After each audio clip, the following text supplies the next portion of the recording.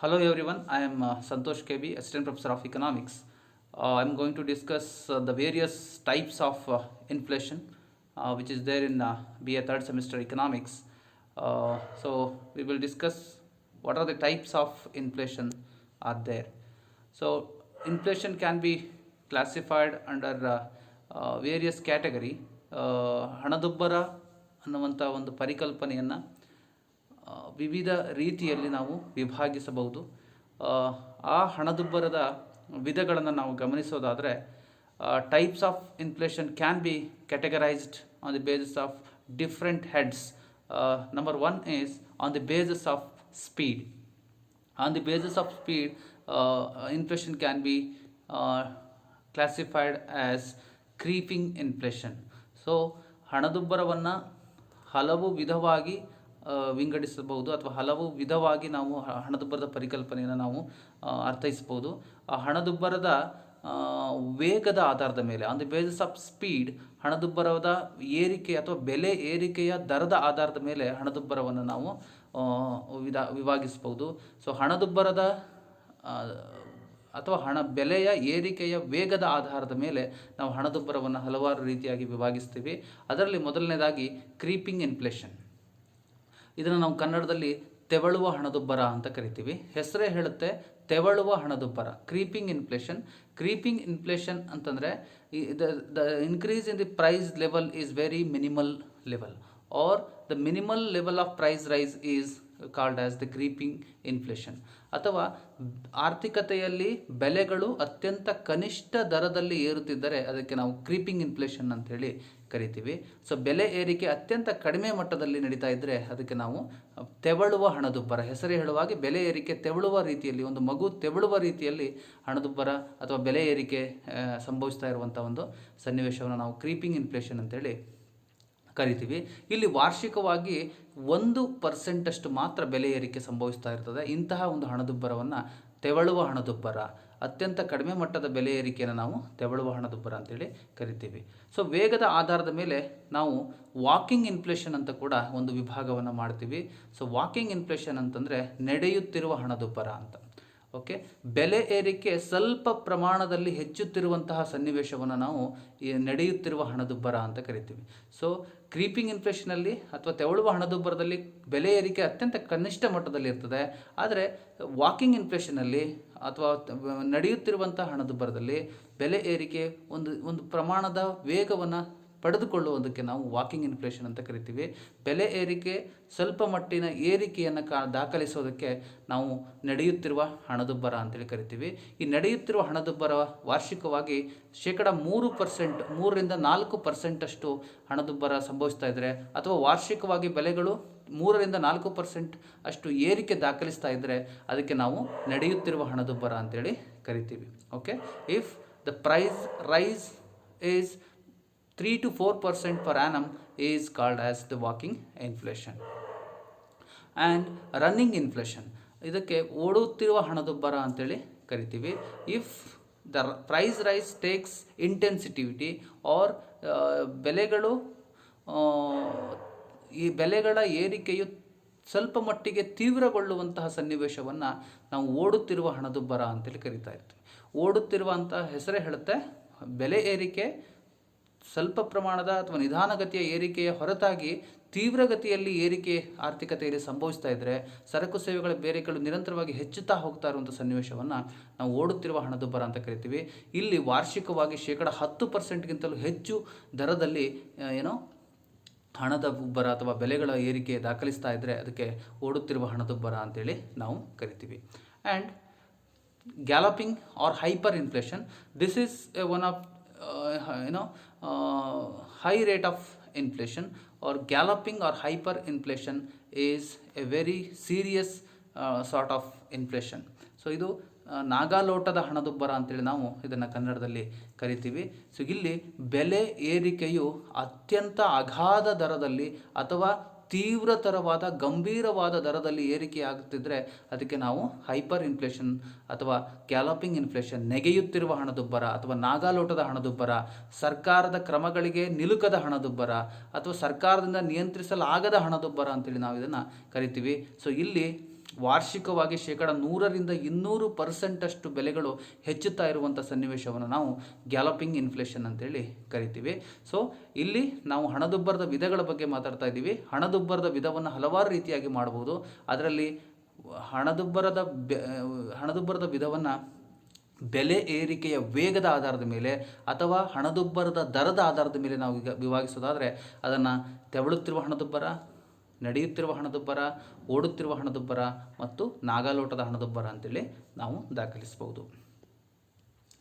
And next one is on the basis of inducement. ಹಣದುಬ್ಬರವನ್ನು ಪ್ರೇರಣೆಯ ಆಧಾರದ ಮೇಲೆ ನಾವು ವಿಭಾಗಿಸೋದಾದರೆ ಹಣದುಬ್ಬರವನ್ನು ಹಣದುಬ್ಬರಕ್ಕೆ ಯಾವ ಅಂಶಗಳು ಪ್ರೇರಣೆ ಆಗಿದ್ದಾವೆ, what are the factors which induced the price rise or what are the factors which are induce the rate of inflation ಅಂತ ನೋಡೋದಾದರೆ, ಸೊ ಪ್ರೇರಣೆಯ ಆಧಾರದ ಮೇಲೆ ಹಣದುಬ್ಬರವನ್ನು ವಿಭಾಗಿಸೋದಾದರೆ number 1 is deficit induced inflation, ಕೊರತೆ ಪ್ರೇರಿತ ಹಣದುಬ್ಬರ ಅಂತ ಕರಿತೀವಿ. ಯಾವ ಪ್ರೇರಣೆಯಿಂದ ಹಣದುಬ್ಬರ ಆಗಿದೆ ಇಲ್ಲಿ ಅಂದರೆ ಕೊರತೆಯ ಪ್ರೇರಣೆಯಿಂದ ಹಣದುಬ್ಬರ, ಅದಕ್ಕೆ ಕೊರತೆ ಪ್ರೇರಿತ ಹಣದುಬ್ಬರ ಅಂತ ಕರಿತೀವಿ. ಕೊರತೆ ಪ್ರೇರಿತ ಹಣದುಬ್ಬರ ಅಂದರೆ ಸರ್ಕಾರದ ಕೊರತೆ ಹಣಕಾಸು ನೀತಿಯ ಕಾರಣದಿಂದ ಅದರ ಪ್ರೇರಣೆಯಿಂದ ಆರ್ಥಿಕತೆಯಲ್ಲಿ ಬೆಲೆಗಳಲ್ಲಾಗುವ ಹೆಚ್ಚಳವನ್ನು ನಾವು ಕೊರತೆ ಪ್ರೇರಿತ ಹಣದುಬ್ಬರ ಅಂತ ಕರಿತೀವಿ. Due to the deficit financing policy of the government, if price rise happens in the economy, so that inflation may call it as deficit induced inflation. The inflation has occurred due to deficit financing policy of the government. ಸರ್ಕಾರದ ಕೊರತೆ ಹಣಕಾಸು ನೀತಿಯಿಂದ ಆರ್ಥಿಕತೆಯಲ್ಲಿ ಹಣದುಬ್ಬರ ಸಂಭವಿಸಿದ್ದರೆ, ಕೊರತೆ ಹಣಕಾಸು ನೀತಿಯ ಪ್ರೇರಣೆಯಿಂದ ಹಣದುಬ್ಬರ ದಾಖಲಿಸಿದರೆ ಅದಕ್ಕೆ ನಾವು ಕೊರತೆ ಪ್ರೇರಿತ ಹಣದುಬ್ಬರ ಅಂತೇಳಿ ಕರಿತೀವಿ. ಸೊ ಇಲ್ಲಿ ಸರ್ಕಾರ ಕೊರತೆ ಹಣಕಾಸು ನೀತಿಯಿಂದ ಮೂಲಕ ಆದಾಯಕ್ಕಿಂತ ಹೆಚ್ಚಿಗೆ ವೆಚ್ಚವನ್ನು ಮಾಡಿದಾಗ ಆರ್ಥಿಕತೆಯಲ್ಲಿ ಹಣದ ಹರಿವು ಹೆಚ್ಚಾಗುತ್ತೆ. ಸೊ ಆರ್ಥಿಕತೆಯಲ್ಲಿ ಹಣದ ಹರಿವು ಹೆಚ್ಚಾದಾಗ ಆ ರಾಷ್ಟ್ರದಲ್ಲಿ ಸಮಗ್ರ ಬೇಡಿಕೆ ಹೆಚ್ಚಳಗೊಂಡು ಅಲ್ಲಿ ಹಣದುಬ್ಬರ ಅಥವಾ ಬೆಲೆ ಏರಿಕೆ ಸಂಭವಿಸುತ್ತದೆ. So this is one of the important type of inflation. The inflation occur because of deficit financing policy of the governments. And ಪ್ರೇರಣೆಯ ಆಧಾರದ ಮೇಲೆ ನಾವು ಹಣದುಬ್ಬರವನ್ನು ನೋಡೋದಾದರೆ wage induced inflation. Okay, here the inflation is happened or inflation is occurred due to increase in the wage rate of the economy. ಆರ್ಥಿಕತೆಯಲ್ಲಿ ಕೂಲಿ ದರದಲ್ಲಾಗುವ ಹೆಚ್ಚಳದಿಂದ, ಕೂಲಿಯ ದರದಲ್ಲಾಗುವಂಥ ಹೆಚ್ಚಳದಿಂದ ಅಥವಾ ಕೂಲಿ ನೀಡುವ ಪ್ರಮಾಣದಲ್ಲಾಗುವ ಹೆಚ್ಚಳದಿಂದ ಆರ್ಥಿಕತೆಯಲ್ಲಿ ಆಗುವಂತಹ ಬೆಲೆ ಏರಿಕೆಯನ್ನು ನಾವು ಕೂಲಿ ಪ್ರೇರಿತ ಹಣದುಬ್ಬರ ಅಂತ ಕರಿತೀವಿ.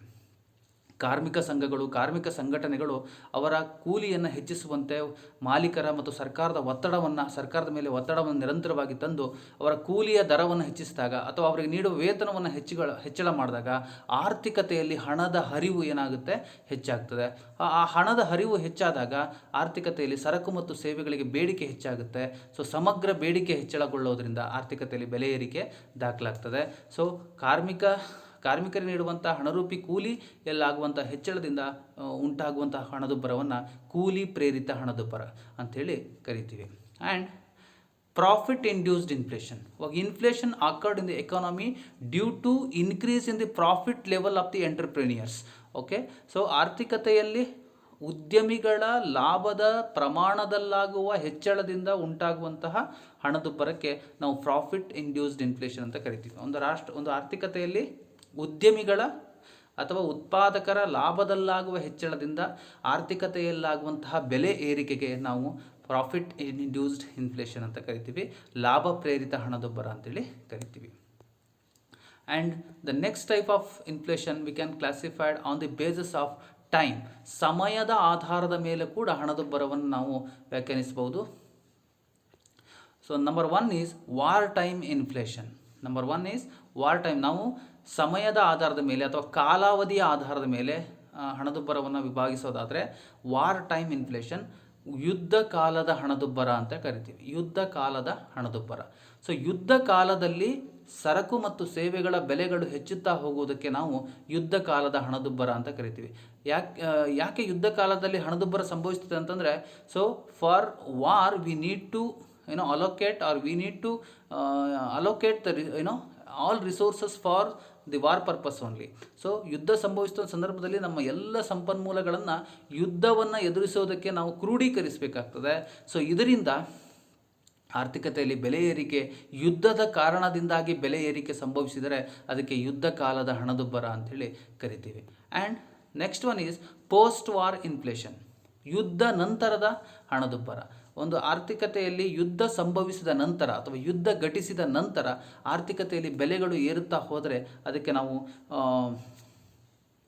ಯುದ್ಧ ನಂತರದ ಹಣದುಬ್ಬರ ಅಂತೇಳಿ ಕರಿತೀವಿ. ಸೊ ಇಲ್ಲಿ ಯುದ್ಧ ಸಂಭವಿಸಿದ ನಂತರ ಸರ್ಕಾರಗಳು ಏನು ಮಾಡ್ಬೋದು, ತೆರಿಗೆ ದರಗಳನ್ನು ಕಡಿಮೆ ಮಾಡ್ಬೋದು, ಅಥವಾ ಕೊರತೆ ಹಣಕಾಸು ನೀತಿಯನ್ನು ಅನುಸರಿಸ್ಬೋದು, ಅಥವಾ ಸರ್ಕಾರ ಕಲ್ಯಾಣ ಕಾರ್ಯಕ್ರಮಗಳನ್ನು ಆಯೋಜಿಸ್ಬೋದು. ಇದರಿಂದ ಆರ್ಥಿಕತೆಯಲ್ಲಿ ಹಣದ ಹರಿವು ಹೆಚ್ಚಾಗೋದ್ರಿಂದ ಹಣದುಬ್ಬರ ಸಂಭವಿಸಿದರೆ ಅದನ್ನು ಪೋಸ್ಟ್ ವಾರ್ ಇನ್ಫ್ಲೇಷನ್ ಅಂತ ಕರಿತೀವಿ. ಓಕೆ, ಅಥವಾ ಯುದ್ಧ ನಂತರದ ಹಣದುಬ್ಬರ ಅಂತೇಳಿ ಕರಿತೀವಿ. And next one is peace time inflation, ಶಾಂತಿ ಕಾಲದ ಹಣದುಬ್ಬರ. ಸೊ ಶಾಂತಿ ಕಾಲದಲ್ಲೂ ಕೂಡ ಹಣದುಬ್ಬರ ಸಂಭವಿಸ್ತದೆ. ಯಾವುದೇ ರೀತಿಯ ಯುದ್ಧಗಳಾಗಿಲ್ಲ, ಯಾವುದೇ ರೀತಿಯ ಅನಿರೀಕ್ಷಿತ ಘಟನೆಗಳಾಗಿಲ್ಲ, ಆದರೂ ಕೂಡ ಆರ್ಥಿಕತೆಯಲ್ಲಿ ಹಣದುಬ್ಬರ ಸಂಭವಿಸಿದರೆ ಅದನ್ನು ಶಾಂತಿ ಕಾಲದ ಹಣದುಬ್ಬರ ಅಂತ ಕರಿತೀವಿ. ಈ ಶಾಂತಿ ಕಾಲದ ಹಣದುಬ್ಬರ ಆರ್ಥಿಕತೆಯಲ್ಲಿ ಏನೋ ಅನಿರೀಕ್ಷಿತ ಘಟನೆಗಳು ಇಲ್ಲದೇನೂ ಕೂಡ ಬೆಲೆಗಳು ಏರಿಕೆ ದಾಖಲಿಸ್ತಾ ಇದ್ದರೆ ಅದನ್ನು ಶಾಂತಿ ಕಾಲದ ಹಣದುಬ್ಬರ ಅಂತ ಕರಿತೀವಿ. ಈ ಶಾಂತಿ ಕಾಲದ ಹಣದುಬ್ಬರ ಸರ್ಕಾರದ ಹಣಕಾಸು ನೀತಿಯಿಂದ ಮತ್ತು ಸರ್ಕಾರದ ಪ್ರಮುಖ ಆರ್ಥಿಕ ಧೋರಣೆಗಳಿಂದ ಇದು ಸಂಭವಿಸುವ ಸಾಧ್ಯತೆ ಇರ್ತದೆ. ಸರ್ಕಾರ ಹೆಚ್ಚು ವೆಲ್ಫೇರ್ ಪ್ರೋಗ್ರಾಮ್ಗಳನ್ನು ಹೆಚ್ಚು ಮಾಡಿದಾಗ, ದೀರ್ಘಾವಧಿ ಕಾರ್ಯಕ್ರಮಗಳನ್ನು ಹೆಚ್ಚೆಚ್ಚಾಗಿ ಆಯೋಜಿಸಿದಾಗ ಸೊ ಶಾಂತಿ ಕಾಲದಲ್ಲೂ ಕೂಡ ಬೆಲೆ ಏರಿಕೆ ದಾಖಲಾಗ್ಬೋದು. ಇದನ್ನು ಶಾಂತಿ ಕಾಲದ ಹಣದುಬ್ಬರ ಅಂಥೇಳಿ ಕರಿತೀವಿ. ಆ್ಯಂಡ್ ಹಣದುಬ್ಬರವನ್ನು on the basis of extent of coverage, okay, on the basis of extent of coverage ಅಥವಾ ವಿಸ್ತರಣೆಯ ಆಧಾರದ ಮೇಲೆ ಅಥವಾ ಒಳಗೊಳ್ಳುವಿಕೆಯ ಆಧಾರದ ಮೇಲೆ ಹಣದುಬ್ಬರವನ್ನು ನಾವು ವಿಸ್ತಾರದ ಆಧಾರದ ಮೇಲೆ ಹಣದುಬ್ಬರವನ್ನು ನಾವು ವ್ಯಾಖ್ಯಾನಿಸ್ಬೋದು. ಅದರಲ್ಲಿ ಕಾಂಪ್ರಹೆನ್ಸಿವ್ ಇನ್ಫ್ಲೇಷನ್ ಇದಕ್ಕೆ ನಾವು ವ್ಯಾಪಕ ಹಣದುಬ್ಬರ ಅಂತ ಕರಿತೀವಿ. ಹೆಸರೇ ಹೇಳುತ್ತೆ, comprehensive inflation or price rise of occurring or price rise is happening in all sector of the economy. If the price rise is happening for all the commodities and services are there in the economy, so that sort of inflation we called as the comprehensive inflation. So comprehensive inflation ಅಂತಂದ್ರೆ ಏನು, ವ್ಯಾಪಕವಾದ ಹಣದುಬ್ಬರ ಅಂದ್ರೆ ಏನು, ಒಂದು ರಾಷ್ಟ್ರದ ಆರ್ಥಿಕತೆಯ ಪ್ರತಿಯೊಂದು ಸರಕು ಮತ್ತು ಸೇವೆಗಳ ಬೆಲೆಗಳು ವ್ಯಾಪಕವಾಗಿ ಹೆಚ್ಚಳ ಆಗ್ತಾ ಇದ್ದರೆ ಅದಕ್ಕೆ ನಾವು ವ್ಯಾಪಕ ಹಣದುಬ್ಬರ ಅಂತ ಕರಿತೀವಿ. ಅಥವಾ ಆರ್ಥಿಕತೆಯ ಎಲ್ಲ ವಲಯಗಳ ಸರಕು ಮತ್ತು ಸೇವೆಗಳ ಬೆಲೆಗಳು ಹೆಚ್ಚುತ್ತಾ ಹೋಗುತ್ತಾ ಇದ್ದರೆ ಅದಕ್ಕೆ ನಾವು ವ್ಯಾಪಕ ಹಣದುಬ್ಬರ ಅಂತ ಕರಿತೀವಿ. ಸೊ ವ್ಯಾಪಕ ಹಣದುಬ್ಬರ ಸರ್ಕಾರದ ನಿಯಂತ್ರಣವನ್ನು ಮೀರಿ ಹೋಗ್ತಾ ಇರುವಂಥ ಹಣದುಬ್ಬರ ಆಗಿರ್ತದೆ. ವ್ಯಾಪಕ ಹಣದುಬ್ಬರ ಅಂದರೆ ಆರ್ಥಿಕತೆಯ ಎಲ್ಲ ವಲಯಗಳಲ್ಲಿಯೂ ಬೆಲೆ ಏರಿಕೆ ದಾಖಲಿಸ್ತಾ ಇದ್ದರೆ ಅದನ್ನು ವ್ಯಾಪಕ ಹಣದುಬ್ಬರ ಅಂತೇಳಿ ಕರಿತೀವಿ. ಆ್ಯಂಡ್ ಸ್ಪೊರಾಡಿಕ್ ಇನ್ಫ್ಲೇಷನ್ ಅಂತ ಕರಿತೀವಿ. ಸ್ಪೊರಾಡಿಕ್ ಇನ್ಫ್ಲೇಷನ್ ವಿರಳ ಹಣದುಬ್ಬರ ಅಂತ ಕರಿತೀವಿ. ವಿರಳ ಹಣದುಬ್ಬರ ಇದು ಒಂದು ಕೂಡ ಹಣದುಬ್ಬರದ ವಿಧ.